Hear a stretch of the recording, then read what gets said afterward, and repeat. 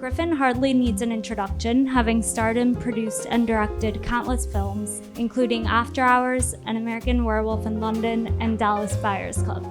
His book recalls growing up around larger-than-life characters in New York and Los Angeles, including his parents, Lenny and Dominic Dunne, his aunt and uncle, Joan, Didion, and John Gregory Dunne, and his friend, Carrie Fisher. Lili is a journalist and author who brought Eve Babbitts out of obscurity with a 2014 Vanity Fair profile and 2019 book. Her latest book, on Babbitts and Didion, will be published on November 12th by Scribner. I'll now leave it to Griffin and Lili, and thank you so much.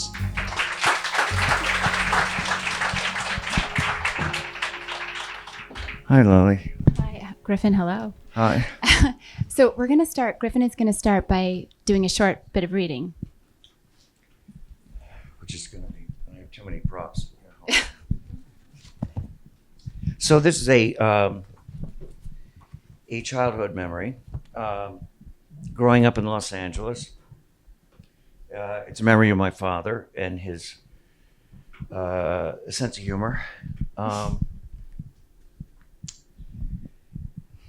Dad's love for my mother was unabashed. He never missed a chance to tell her how beautiful she looked when she entered the room, or how smart and how well-read she was. How lucky he was to have married such a class act. I was 7 when Dad was fretting about the perfect thing to get Mom for her birthday. On Saturday, as he was heading out to run errands, our eyes connected, and he gave me the slightest nod to join him. I knew the invitation was for me alone, so I got up from the coloring book I was scribbling in with Alex, my brother, and as if I was going to pee, and instead snuck out the front door. Dad and I giggled like a couple of kids farting in church as we pulled away from the house. He told me that he decided to buy a ring for Mom and needed my opinion. I couldn't have been more awestruck if John Glenn had asked me to sit on his lap in Friendship 7. At Tiffany's, we looked at a range of possibilities. Dad passed me an eye loupe to study the gemstones for imperfections, which I did with the gravitas of a Talmudic rabbi. The bands were gold or silver, and the stones were just diamonds, and all seemed to look the same after a while. Bored, I scanned along the glass counter with the loupe, enlarging the other rings on display until I encountered a huge sapphire surrounded by diamonds. I pulled away the loupe and pointed. "What about that one?" "Your son has a good eye," said the dealer. He took out the ring and showed it to my father. "It looks like the ring Richard Burton gave Elizabeth Taylor," Dad said breathlessly. Burton's extravagant gifts and bad behavior on the set of Cleopatra had been in the news almost daily. "Well, it's certainly not that," scoffed the dealer, who suddenly sounded like an asshole. "That was a diamond, this is a sapphire, and it's certainly not the Hope Diamond, which I must get asked about 100 times a day." "I didn't ask you if it was the fucking Hope Diamond," Dad said. My bowels clenched. Oh shit, a scene.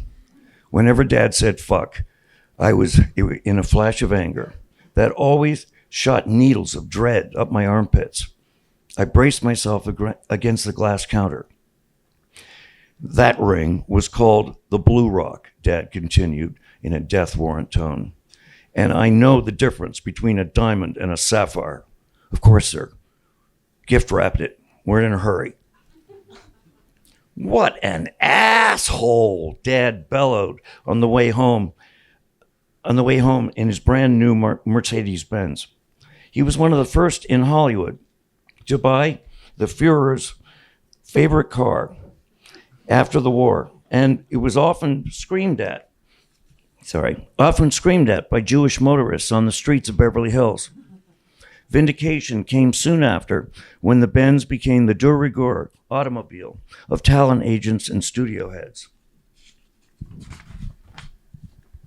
Dad laughed so hard, he had to hawk a glob of phlegm out the window, sending me into hysterics. Suddenly, he was overcome by a fit of coughing and clenched his chest in pain. "Oh no, Griffin, I'm having a heart attack. Take the wheel, kid." Get us home. Don't worry, Dad, I got it. I hopped onto his lap, grabbed the wheel the size of a sundial, and steered us through the light on Roxbury and Little Santa Monica. Give it a little more gas, he cried.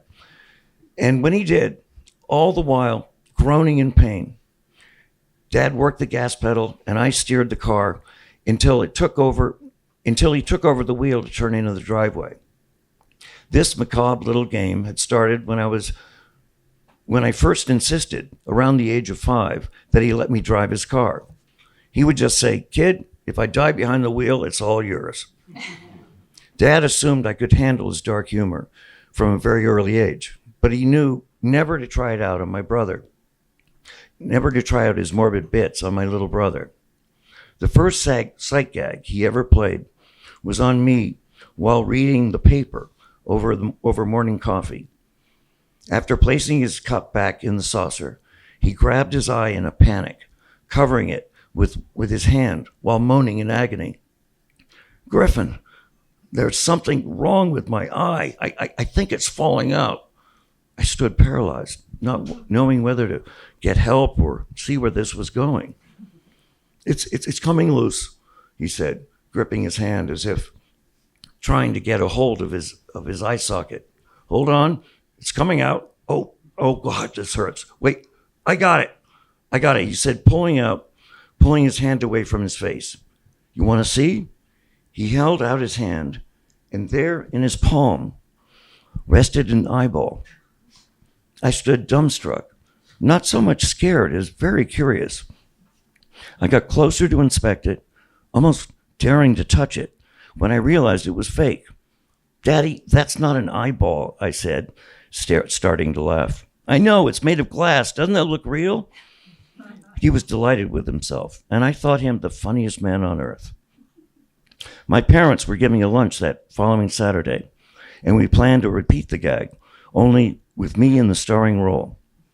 On Dad's signal, I walked onto the patio with my hand up to my face, my fake tears commanding the attention of the grown-ups. "What's wrong, son?" he asked, bringing all conversation to a halt. "My eyeball's falling out," I said, acting my little heart out. "Wait, I think I got it." I pulled my hand away from my face and held out my palm for the guests to see the eyeball. They looked not at my hand, but at the disturbed little child before them. I could tell I was a flop. And to make matters worse, the glass eyeball fell from my palm and smashed into pieces on the paved patio. People just shrugged and continued on with their talking. Only Billy Wilder paid me any mind. In a clipped Austrian accent, he said, "I think you got to work on your act a little bit more, kid." On Mom's birthday, Dad and I gave her the sapphire ring. She looked at us and stared and started to open the gift with a "what are you boys up to" expression that had us snickering. But it took her forever to unwrap it. It was a little blue box with one ribbon. But for some reason, she was dragging it out. Mom would stop after pulling one tail of the bow to say something inane that had nothing to do with the gift, until prompted by my father to continue. Then another train of thought would cross her mind, the ribbon in one hand, the box in the other. It didn't occur to me that she might not want to open it, that she didn't want to see what was inside. That if she didn't see what was inside, she wouldn't have to pretend to be grateful for a gift from a man she was thinking of leaving. All I knew was that to be given a present and not want to tear it open was alien behavior. My father seemed oblivious to the absurdity of the moment and engaged her in grown-up talk about who called while he was out in some dinner party they might or might not go to, never looking at her hand that held something we had so much fun buying. I couldn't take it anymore. I cried out, "It's a blue sapphire ring, and I picked it out." "Griffin, you ruined the surprise," Dad complained. "Just open it." I was on the verge of crying and peeing at the same time. "All right, honey, geez, calm down." She opened the box and peered at the ring, an unreadable expression on her face. Then, looking at me, not my father, she said, "It's beautiful, Griffin. Thank you." Her delivery and choice of words were exactly the same as when I'd give her an ashtray I'd made out of putty for Christmas. Well, I paid for it, muttered Dad, the joy of our earlier adventure a thing of the past. It looks like the ring Richard Burton gave Elizabeth, Mom said. Well, it isn't, Dad and I said in unison.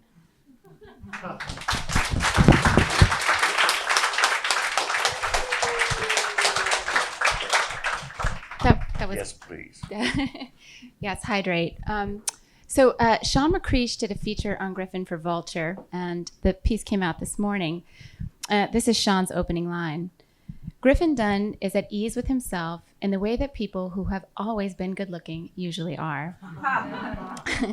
So Griffin's most conspicuous trait is his ease, is his charm. I can personally attest. He is professionally charming. So, it's true. So when he emailed me the first 100 pages of his memoir, and this was like 2 years ago. Yeah, okay, 2 years ago. I expected a professionally charming book, meaning I expected kind of well-honed anecdotes in book form, right? That you'd be retelling the stories you'd use to knock people dead at cocktail parties for years, like something short, sweet, and not too deep. Which is okay. I like cocktail party chatter, and I like superficial. But what I read was totally different. This is a real book. This is a book that goes deep. This is a book that tells painful truths. This is a book that pulls no punches. Griffin knows how to keep it light and keep it hip. He never lays it on too thick, but he doesn't hold back either. You read this book and you understand what it is like to grow up in a family that I think of as the bookish version of the Kennedy family, right? Outsized blessings, outsized tragedies. So, Griffin, my first question, how come you didn't take the easy way out with this book? What did you tell yourself when you started? Go ahead. I had every intention of taking the easy way out when I started. My initial, it was even in the proposal, I pitched it as a series of really funny anecdotes about my family, and inspired by David Sedaris's Me Talk Pretty, and that seemed to go over well, and it got us a deal with Penguin, and then my editor, John Burnham Schwartz, whose novels I was already a fan of, he said, "Well, why don't you write it chronologically?" Which I thought was kind of boring, but when I started, I realized I had to start with the Mexican Revolution, with Pancho Villa driving my mother's side of the family into Nogales, Arizona, and the Great Famine in Ireland that brought my father's side of the family. And as I got through, and then I got to my parents' childhood, and I felt such empathy for them. They both had such pain, My father was abused beaten by his father, and my mother lived on a cattle ranch in Nogales, only child, very lonely. And as soon as I tapped into those feelings, it just sort of carried through, but I was able to, along the way, organically, very funny things occurred to me, these stories I grew up hearing. Yeah. No, but that, like what you just told now, it was like very funny and upsetting, Your mom's leaving your dad. It's upsetting. Mm-hmm. Anyway, so the title of your book is The Friday Afternoon Club. Can you explain it? Yes. My sister, who is sort of the pulse through a book, it's a big part of the book of what happened to her, but when she was just beginning as an actress, she went to an acting class and was making friends in the acting community. And they were all kids like at the beginning of their careers. And, there were people like, George Clooney and Miguel Ferrer and Tim Hutton, and all like just, it was so exciting. And she would have every Friday afternoon after acting class, they would all come to my mother's house where Dominique lived. And it was just a joyous time. And my mother had MS, she was in a wheelchair, and she would come out bringing extra bottles of wine and just sort of keep the party going. And it was just a joy, it's just a feel good memory. And I wanted, I liked that it was sort of, you didn't know what it was, but it made you curious to find out what it was. Yeah, that's what a good title should do. So Griffin, you grew up in the 50s and the early 60s, and you also have a gay dad who is not officially gay because no one in America is officially gay in the 50s and early 60s, except for Truman Capote, I guess. So say again? Oh. Oh, that's how gratifying. Thank you. So your dad is closeted, though barely closeted, I'd say, because can you say the name of his dogs? Can you describe his dogs? Our dogs were named Bosie and Oscar, as in Bosie, the nickname for Lord Alfred, Oscar Wilde's lover. And they were a standard poodle and a miniature poodle, shaved like baboons, and with the puffy tails and they were very, very effeminate dogs. For a little boy to have, I wanted a German Shepherd. Tough luck. Tough luck. So could you talk, this is one of my favorite scenes in the book. Can you describe the father-son baseball game? And don't forget Natalie Wood. Put Natalie Wood in. Okay. Well, when I was young, I loved my dad, but I knew he, masculinity and toughness was, particularly physical toughness was not in his ballpark. And my best friends, I went to this school where a lot of kids were in the business. Their father was Jack Palance, who was killed Shane. Who tried to kill Shane. And Howard Keel, who was a lumberjack in movies, and big tough guys. And they would say, our dads could beat your dad with one hand tied behind their back. And I said, I threw my dad's hat in the ring. I said, no, my dad can lick yours, and he will as soon as he gets out of prison. And they went, what? What for? He went, he robbed a bank. So this rumor went around like smallpox, and the principal called my dad and said, are you okay? And so when he came home from work, we had this terribly uncomfortable encounter. He goes, is that something you'd like me to do, rob a bank? And I was, shamefaced. But he also knew on one level I was embarrassed of him. And he knew there was a father-son baseball game coming up. So he said, why don't we, throw the ball around? So I went and I got another mitt, and, we threw the ball, and everything just rolled between his legs. And Bosie, the standard poodle, took the ball and he couldn't watch it anymore. And so he came, to the game, and he was much shorter than all the fathers. And he was chosen last, and he was put in the right field, which I thought was promising because not many left-handed players. Well, Jack Palance turned out to be left-handed, and he knocked one right into right field. And I saw it going, and I was at shortstop, and I saw it go sailing. And Dad was eating a hot dog, and he had Natalie Wood holding his mitt while he ate the hot dog. And he saw the ball, and he dropped the thing and chased the ball, and as soon as he got the ball, he threw it to Natalie Wood for some reason. And then she threw it back, and then Dad threw the ball, and it was, one of those throws, and we the inning finally ended, and we're walking back, and I felt like I was going to kick. If Cody and Gunnar, the sons of Jack and Howard, said anything, I was going to kick their ass. I wasn't the least bit embarrassed of them. I was like, I faced my worst fear. And Dad said, sorry, kid, I fucked that up. And we went back, and, it was a touching moment. Yeah, it's great. Yeah, it's a favorite of mine. So your brother Alex thinks that you stole Carrie Fisher from him. My question to you is, do you think you stole Carrie Fisher from him? I think it was just science. It was just chemistry, and How old were you? I mean, Carrie comes into Carrie your life was early. 16. I was 16. Carrie was 15, and she came by our house.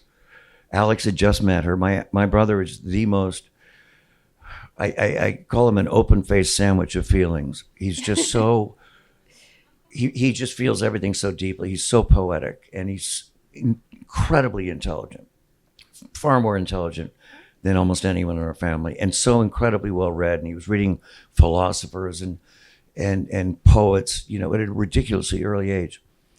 And he came home and he said, I just met the girl I love. She's coming over here. I don't want you to talk to her. And especially you.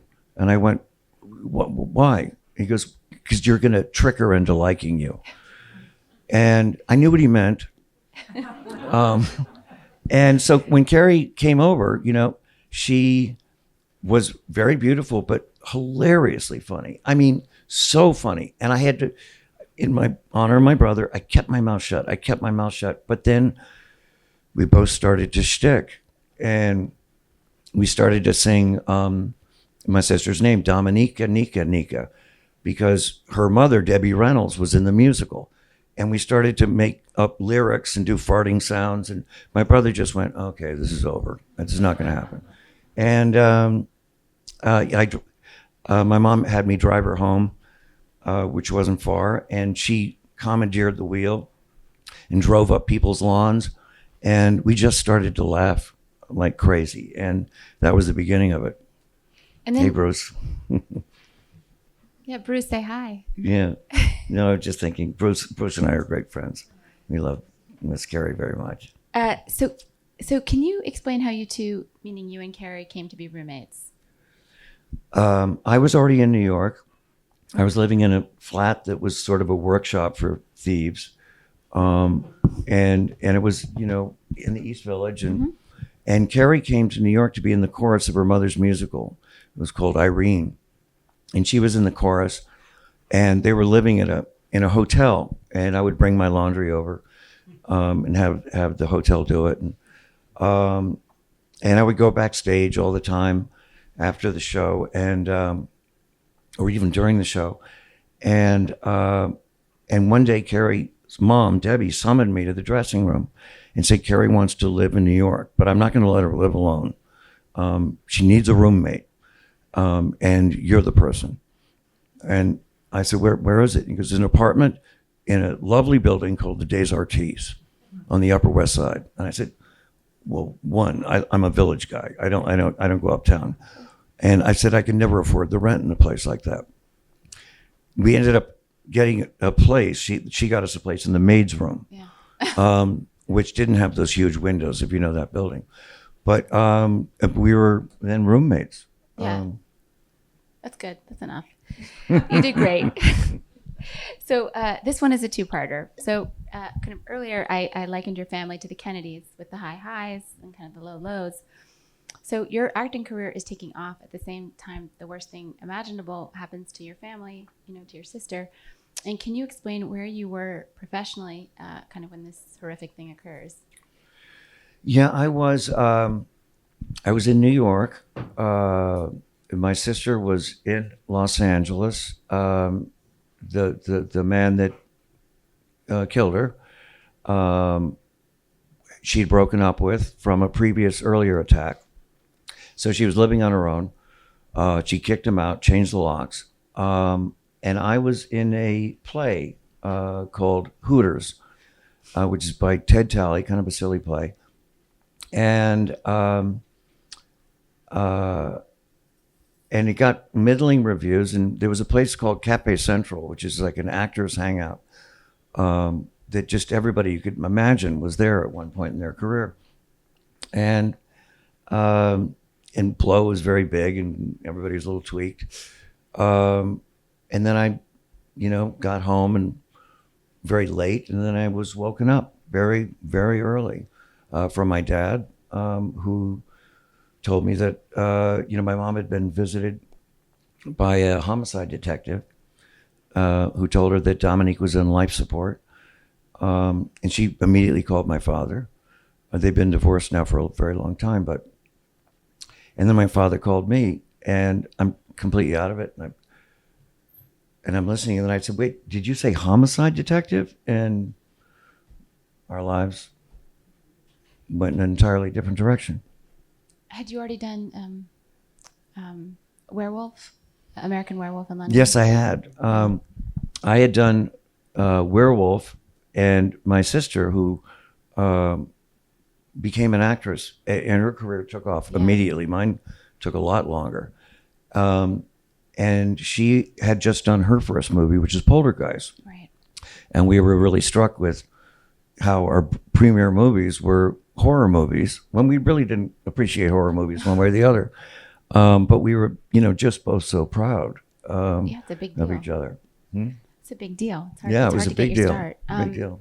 Well, so the second part of the question, so what happened to your sister in some ways is the making of your dad, right? He'd kind of been a producer in Hollywood and TV and movies for several decades, and he's sort of bottomed out, and then he becomes one of the most famous journalists in the world, and his beat is true crime. And the first true crime he covers is the murder of your sister. He was wild about your sister, unquestionably, but he does use her death to reinvent himself. And I thought one of the most kind of moving things in this book was how you talk about your ambivalence. Will you talk about it more? Sure. Before he, my father and I went to Los Angeles from New York to attend the trial. He had a dinner at Marie Brenner, the journalist's house, and who seated him next to Tina Brown.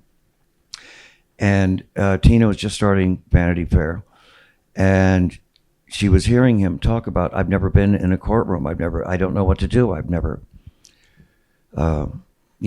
he was scared. And he was worried about my mother, this being exacerbating her health with the MS. And Tina said, if you keep a diary, I'll publish it. And that was the only thing that kept him going, was documenting. The trial was a disaster. It's famous in California judicial history for the miscarriages that took place.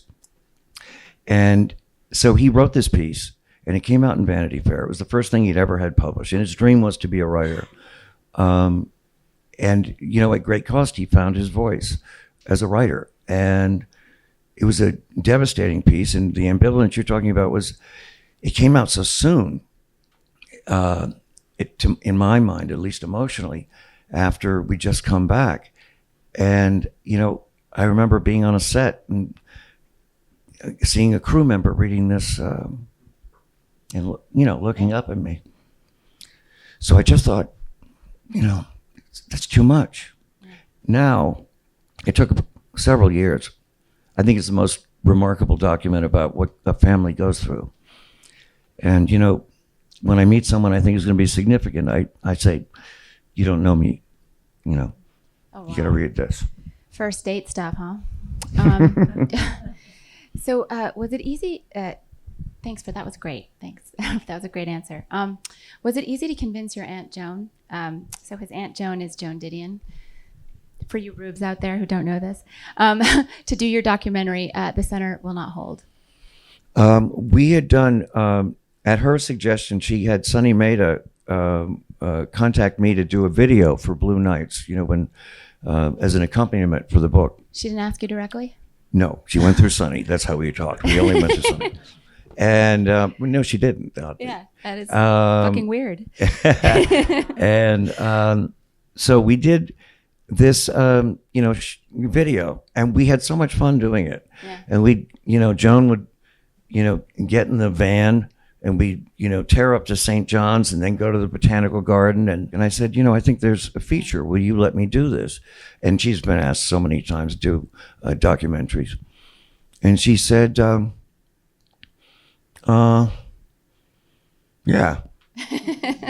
And I took that as a yes. Yeah.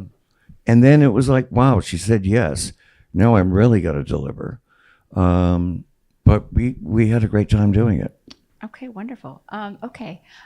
So they've been playing After Hours at IFC for the past couple of weeks, and I took my younger boy to see it. We had fun.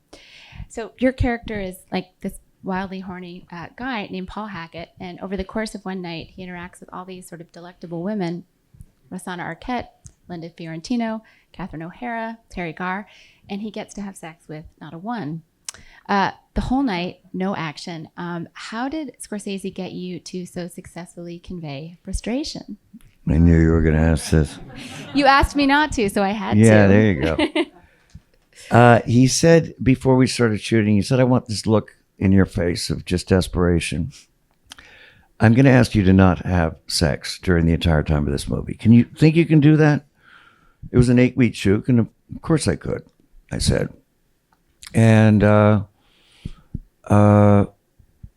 we're at week 7, maybe, and it's a Friday night. We're just a night into the morning, the last day, before before the weekend. And I'm having the scene where I'm massaging Linda Fiorentino, and you know what Linda looks like. And I've got this, crazed, horny, I'm just out of my mind look. And I went to, that night, Saturday, had a little accident, and broke my vow.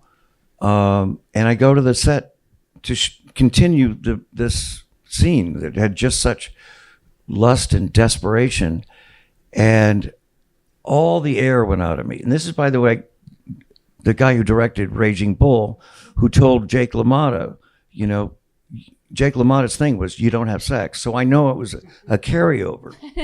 And so here I am massaging Linda Fiorentino in a completely different way. I'm like Pepe Le Pew. I'm like so groovy. And Marty goes, wait, cut. Did you get laid? And I went, oh, Marty, I did. I'm so sorry. You fucked up the whole movie. You fucked up everything. And he just, I've never seen him yell like that. He goes, the scene is over. I think you might have fucked up I think we're just going to wrap. And I just went, no, Marty, please, I can do this. And I went in and I got that look. And it turns out lust and fear look exactly alike. That's so good. Okay.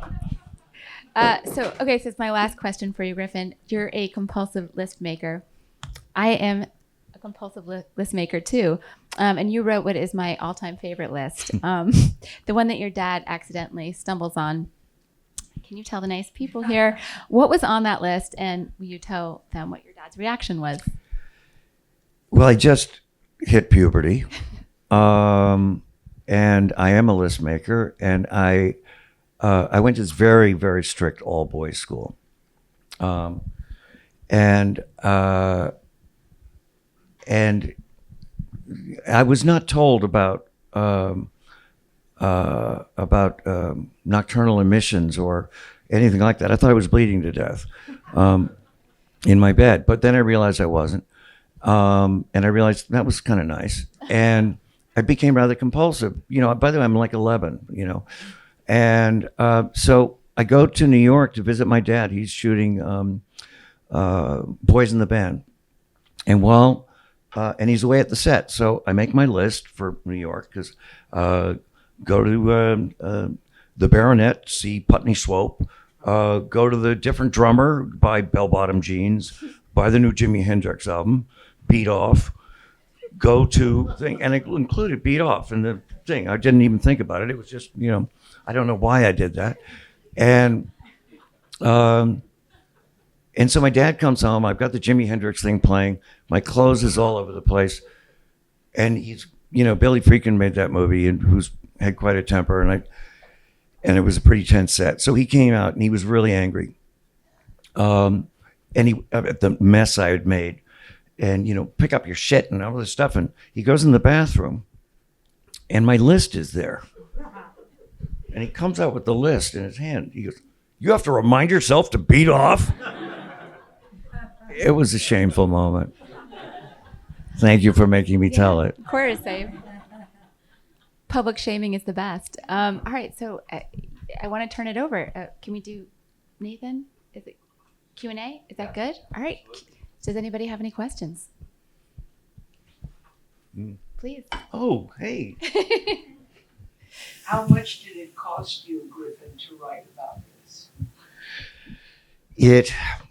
How much did it cost me to write about this? You know,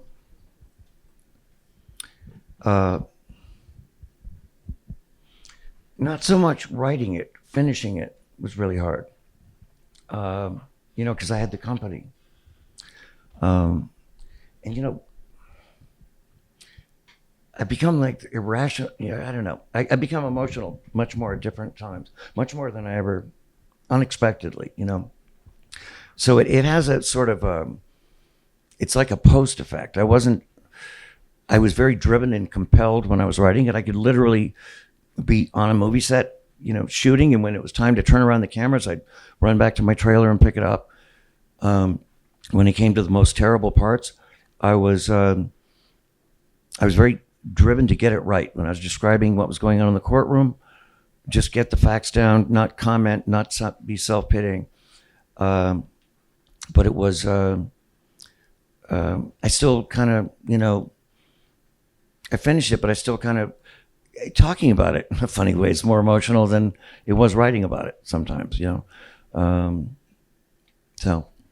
The cost goes on. And any, please, James. You said that you knew you were going to start the book with the deep history of your family on both sides, but how did you decide where to leave it off?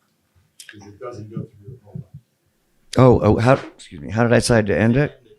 When I was going through chronologically, I looked down at the page count, and it was 300 pages, and I was still 13 years old. And I went, okay, I'm not sure how the fuck I'm going to end this thing. But as I'm going through, and I got to the trial section, and along the way I had the opening that I was just describing, you know, with the detective coming, and when I got to the trial in that part, it felt so different. I made it book 2, or not, you know, part 2.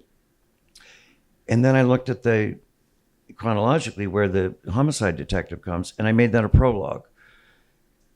And then I knew how I was going to end it, because I was going to open it with a death and, you know, end it with life. I ended it with my daughter being born. And I was, you know, in my 30s. So I just didn't want to go any further. When it's all over, your 30s. I'm just teasing. Yes, please. Did you hear Dominic's voice in your head? All the time. And what do you think he would, how do you think You know, but both Dad and my aunt and my uncle, I think they rather famously wrote very honestly about themselves. They would be very kind of tough on themselves. They'd share very personal things with their readers about themselves. My dad was no exception. And, you know, he, you know, I remember him telling me, and my brother, Alex, at one point when we were fighting about something, which we did not do very often. We really got along quite well in our adult lives. But he said, you know what? Write it down. Write about me. Write about this moment. You think I'm an asshole? Go for it. Go for it. You're not going to hurt my feelings. Just get it on paper. I heard that voice. Anyone else? So you have your dad's voice, then you still have your brother that you're writing about. How did you deal with that? I have to tell you, I heard everyone's voice. I heard Carrie's voice. You know, the part writing about Carrie, I would laugh out loud and type at the same time. You know, I hear my brother. It was like, and I had everybody's pictures on my wall. You know, their voices came to me very easily. That's great. Yeah, I like that. Shall we? I think so. Anyone else? Last one? All right. Come on, think up one. All right, no. Let's this is good. let's We're done. have Cocktails. a cocktail.